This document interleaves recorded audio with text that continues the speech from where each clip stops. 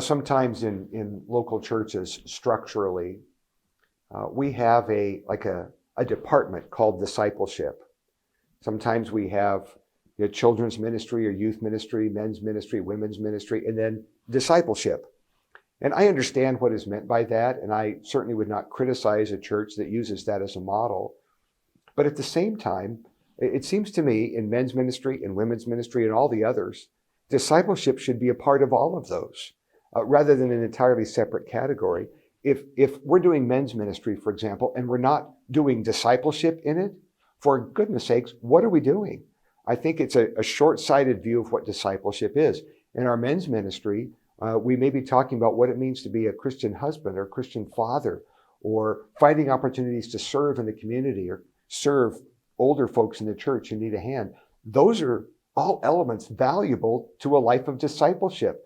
Rather than saying those things are part of men's ministry, but over here is discipleship, I think is to misunderstand what the Bible describes as a life of discipleship. All of those ministries should be performed with an understanding of Jesus, I do this for you. You might find yourself in the nursery rocking babies.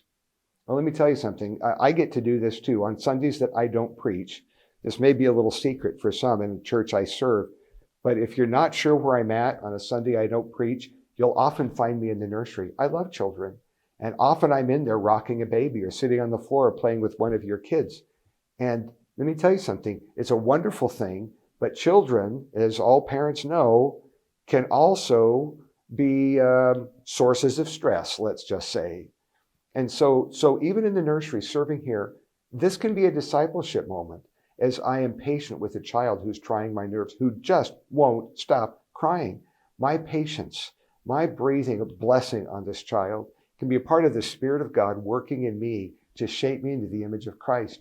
A Sunday school teacher with older children, my goodness sakes, a child who's maybe has some learning challenges, doesn't respond to discipline, and it requires extra grace.